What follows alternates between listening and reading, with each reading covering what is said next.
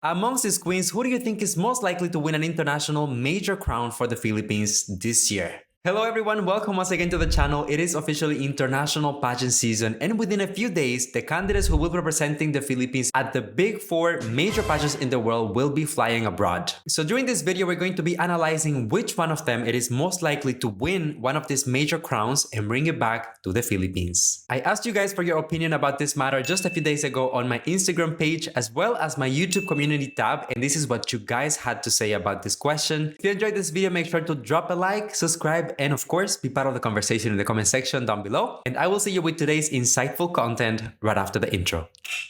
Be strong.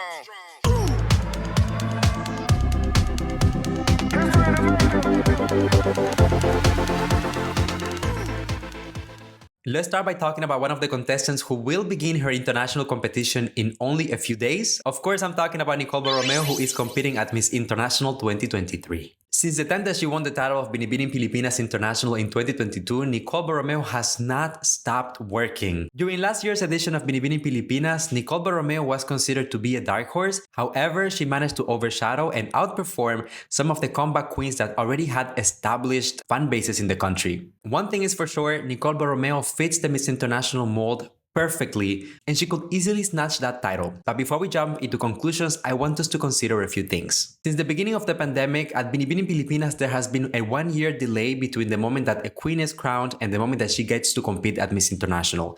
Meaning that Nicole, at this particular time, has already 1 year of preparation before she even sets foot in Japan. We can also say that Nicole is known to be very genuine, very approachable, disciplined, hardworking, and those are definitely some of the most looked after Miss International qualities. For those of you who haven't noticed, Miss International is in the middle of a reinvention process. They have already changed the format of the show, the eligibility criteria for the candidates as well, and now they're even looking into taking the pageant outside of Japan, which hasn't happened in years. So you truly have to ask yourself, what type of title holder do they need to accomplish all of these things in the upcoming year during her reign?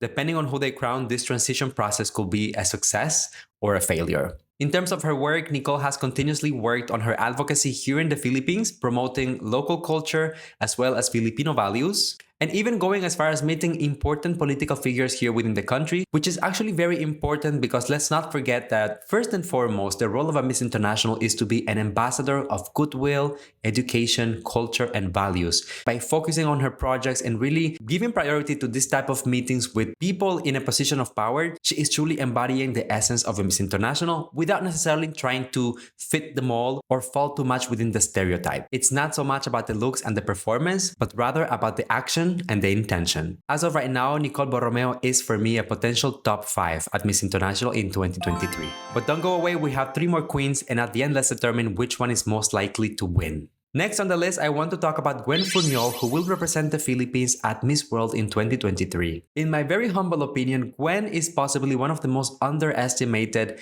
national title holders of the Philippines for this year's batch of pageants. You really have to give props to the girl because the year that she won Miss World Philippines, she was actually going against some really experienced queens who already had an established fan base and that were already considered to be fan favorites. Because of this, I think that Gwen was accepted by Filipino fans at a slower pace and she had to work even harder just to get that same level of appreciation. Gwen was actually born in France and she has been connecting with her Filipino roots ever since she moved to the Philippines a few years ago.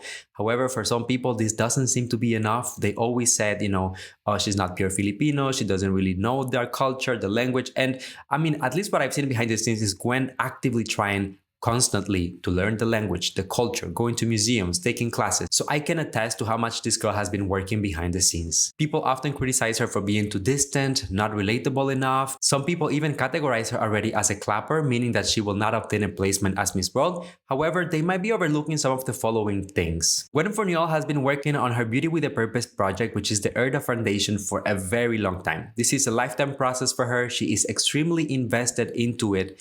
And let's not forget that recently, the entire team of Miss World Philippines managed to bring here in the Philippines the reigning Miss World as well as Miss Julia Morley. And they were so impressed with Gwen's work and progress that they decided to make an out-of-pocket donation of $20,000 USD towards the Erda Foundation, which is Gwen's Beauty with a Purpose project.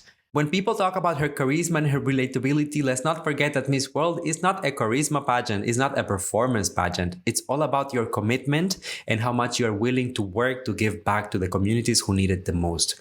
I think that in this particular aspect, Gwen has excelled so far. So when people compare her with other candidates who are representing the country at different pageants such as Miss Universe or MGI, who are more performance-based, I don't think that it's a fair comparison for Gwen because her priorities should be elsewhere. If you told me that she was preparing actively on Pasarela for Miss World and neglecting a little bit of the beauty with a purpose, I will think that's a red flag.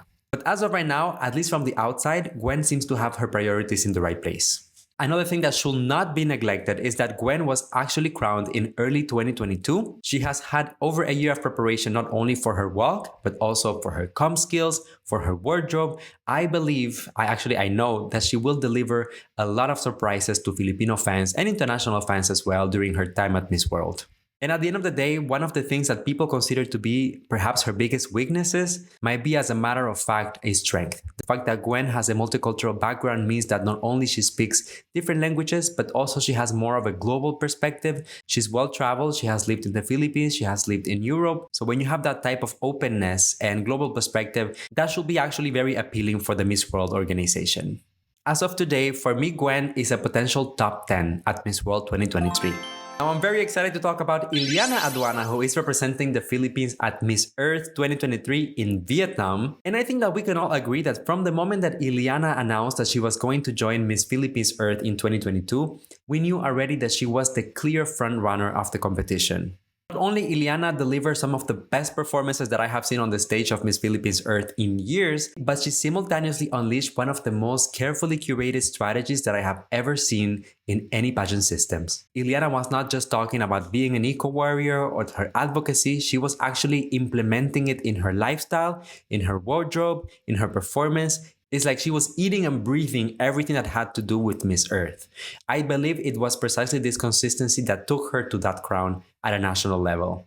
By the time that the coronation night arrived, it was clear that the crown was hers to lose. So it was pretty much Yllana against Yllana. However, her participation at the upcoming edition of Miss Earth might not be as smooth as you might think because there's a few things that we need to take into consideration. Within the last 10 years alone, the Philippines has won the Miss Earth pageant several times. That's actually very good for the country and the Filipino fans really celebrate it. But from an international perspective, some people have mixed feelings about it because Miss Earth is a Filipino-based pageant, and the fact that the home country wins so often leaves them thinking that it's rigged, that it's not fair, that there is a bias. So my genuine question right here will be, is it too much for the Philippines to win Miss Earth yet again? Is Yllana going to be able to pull that off? Let's talk about it. Since she was crowned Miss Philippines Earth, Yllana has continued her advocacy, her trips within the country to promote sustainability and protecting the environment, and she even went international to talk in front of the UN about the importance of protecting the environment and preventing climate change. If you ask me, Yllana is experiencing her national reign as if she was already a Miss Earth. Most national title holders will really focus within the country, within the localities, and see how they can make an impact within the nation.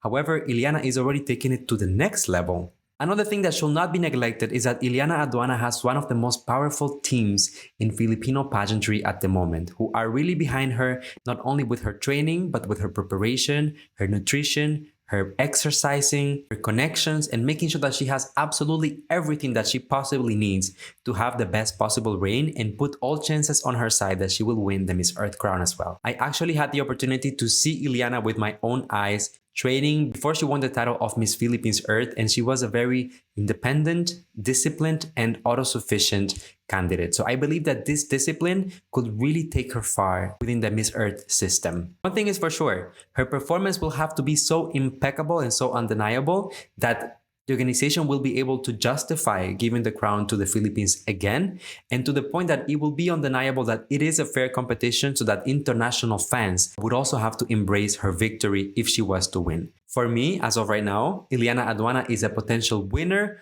or at least top 3 at Miss Earth 2023.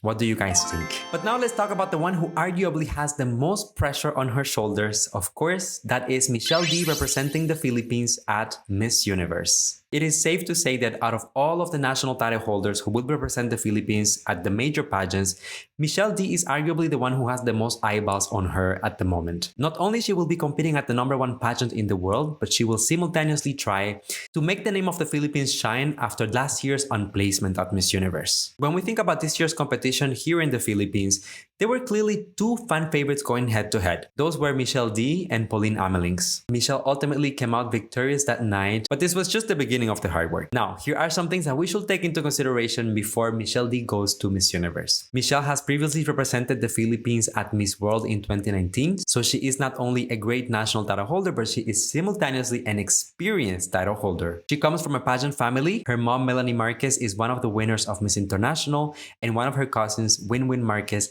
also won Reinas Panamericana a few years ago. But also, Michelle is surrounded by a group of people who understand what she's going through and potentially can give her support in that sense. Her family is also in show business, so she is no newbie in terms of the public eye. Now, a lot of people like to talk about Michelle's charisma, the way that she presents herself, her calm demeanor, saying that she is not necessarily the prototype of girls who will go to Miss Universe. You know, the glamazons, very fierce, with extreme performances on stage. However, here's a few things that you should take into consideration when it comes to Michelle D at Miss Universe. The entire organization now has new management, therefore they're focusing on looking for something different. A term that we always hear is a transformational leader, but what is it really, a transformational leader? We still don't have enough references just yet of Miss Universe during the JKN era because we have only had one previous queen who was almost elected in collaboration during the IMG era. So again, how do you determine what the JKN prototype is? One thing is for sure, they seem to want a woman with character,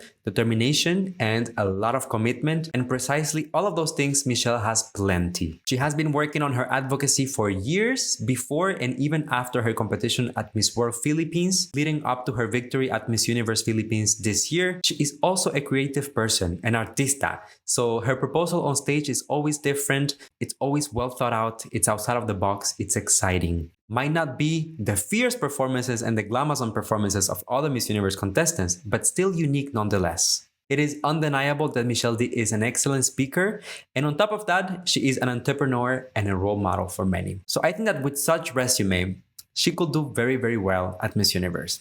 As a matter of fact, for me at the moment, Michelle D is a potential top 5 at Miss Universe. What do you guys think? But anyways, let's summarize because the entire purpose of this video was to determine out of the Team Philippines who is going to compete at the 4 major pageants in the world, who is most likely to bring back home an international crown. So out of the 4 girls that we talked about today, for me personally, the most likely to win a crown is Yllana Aduana at Miss Earth. As I said, it's not going to be an easy task because of the reoccurring wins of the Philippines in the Miss Earth history. But at the same time, I feel like Yllana is just going there to pick up the crown. Her preparation is remarkable and her entire campaign leading up to Miss Earth has just been mind-blowing. So there you have it. Based on the polls that you guys answered on my Instagram and my YouTube community tab, this is how our views align. Let me know in the comment section if you agree with me, if you feel differently. That's perfectly fine. Just let me know what do you think and why. Remember, if you enjoyed this video, drop a like, a comment, and subscribe for more content like this one almost every single day. See you on the next one, guys. Bye now.